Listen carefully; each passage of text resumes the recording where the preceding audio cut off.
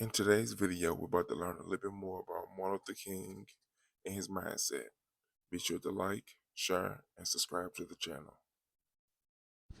Malcolm X, one of the most articulate exponents of the black Muslim philosophy, has said of your movement and your philosophy that it plays into the hands of the white oppressors, that they are happy to hear you talk about love for the oppressor because this disarms the Negro and fits into the stereotype of the Negro as a meek, turning the other cheek sort of creature. Would you care to comment on Let me know in the comments which movement do you resonate with more, Malcolm X or Dr. Martin Luther King?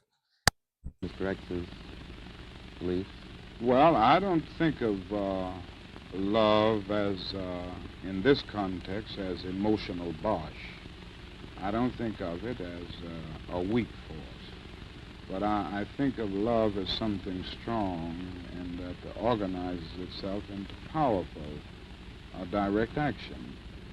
This is what I tried to teach in the struggle in the South, that we are not engaged in a struggle that means we sit down and do nothing. That there's a great deal of difference between non-resistance to evil and non-violent resistance. Non-resistance leaves you in a state of stagnant passivity and deadened complacency, wherein non-violent resistance means that you do resist in a very strong and determined manner. And I think some of the criticisms of nonviolence, or some of the critics, fail to realize that we are talking about something very strong, and they confuse non-resistance with nonviolent resistance. He goes beyond that in some of the things I've heard him say that this is deliberately your philosophy of love of the oppressor, which he identifies completely with the nonviolent movement, he says, this philosophy and this movement are actually encouraged by what? Let me know in the comments, why do you think Malcolm X never got the level of fame that Martin Luther King got? Whites, because it makes them comfortable. It makes them believe that Negroes are meek, supine creatures. Well, I don't think that's true. If anyone has ever lived with a nonviolent movement in the South, from Montgomery on through the Freedom Rides and through the sit-in movement and the recent Birmingham movement, and see the reactions of many of the extremists and reactionaries in the white community, he wouldn't say that this movement or this philosophy makes them comfortable.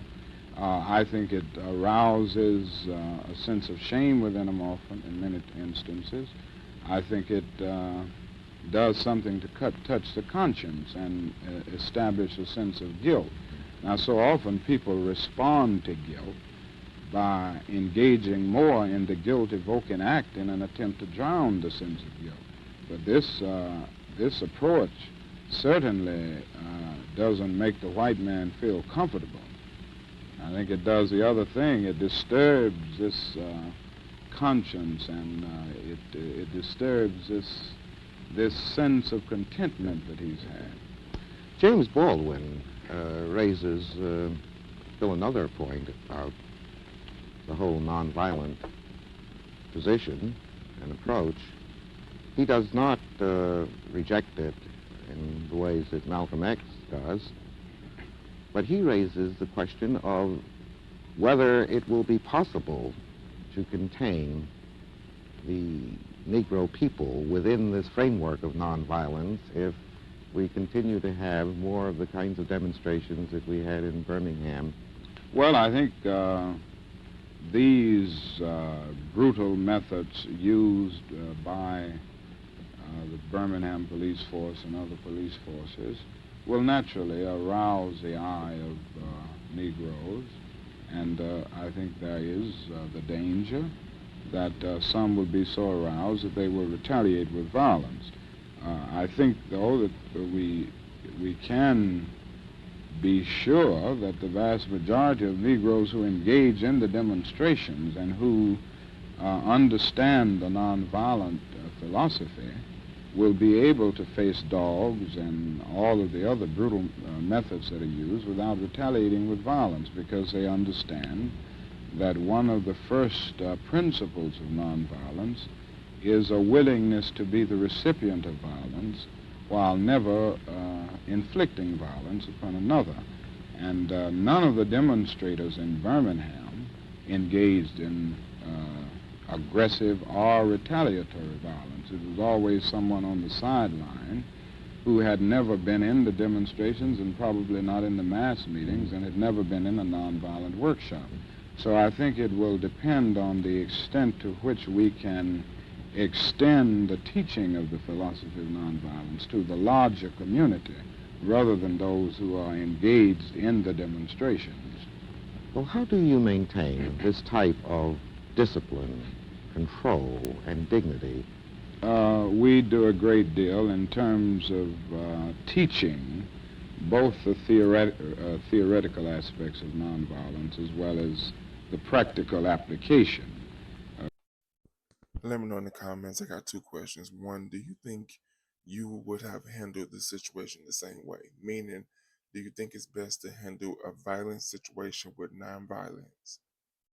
And number two, uh, how do you remember your family going through a situation like that? We even have courses where we go through the experience of being roughed up. And this kind of socio-drama has proved to be very helpful in preparing those who are engaged in demonstrations. The other thing is... Does this even include the children? Yes, it includes the children. In Birmingham, where we had several young we had some as young as 7 years old to participate in the demonstrations, and they were in the workshops. In fact, none of them went out for a march. None of them engaged in any of the demonstrations before going through this kind of teaching session. So that through this method, we're able to get the meaning of nonviolence over. And I think there is a contagious quality in a movement like this when everybody talks about nonviolence and being faithful to it and being dignified in your resistance. It tends to get over to the larger group because this becomes a part of the vocabulary of the movement. What is the relationship between your movement and such organizations as the NAACP, CORE, and the Student Nonviolent Coordinating Committee? They're separate organizations, Yes. but do you work together? Yes, we do. As you say, each of these organizations is autonomous, but we work together in many, many ways. Last year, we started a voter registration drive, an intensified voter registration drive, and all of the organizations are working together. Sometimes 2 or 3 are working together in the same community. The same thing is true with our direct action programs. In Birmingham, we had the support of SNCC and CORE and the NAACP. CORE sent some of its staff members in to assist us, and SNCC sent some of its staff members. Roy Wilkins came down to speak in one of the mass meetings and to make it clear that even though the NAACP cannot operate in Alabama, we had the support of the NAACP, so that we are all working together in a very significant way, and we are doing even more in the days ahead to coordinate. Is there any efforts. machinery for coordination actually exists now? Well, we have had a sort of coordinating council where we get together as often as possible.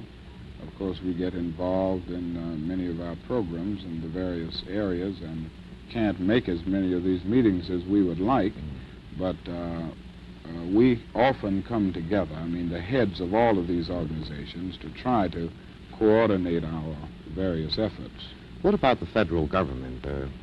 Have you made any direct appeal? I think Mr. Kennedy has done some significant things in civil rights.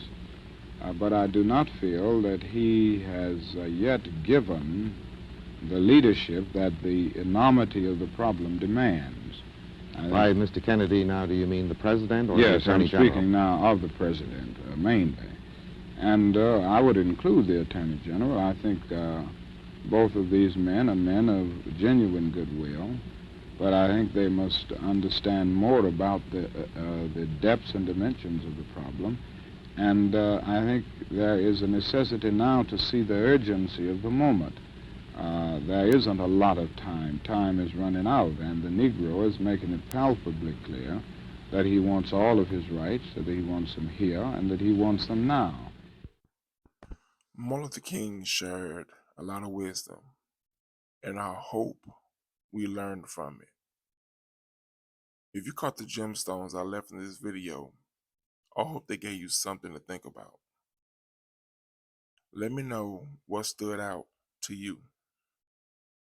Don't forget to like, share, and subscribe to the channel.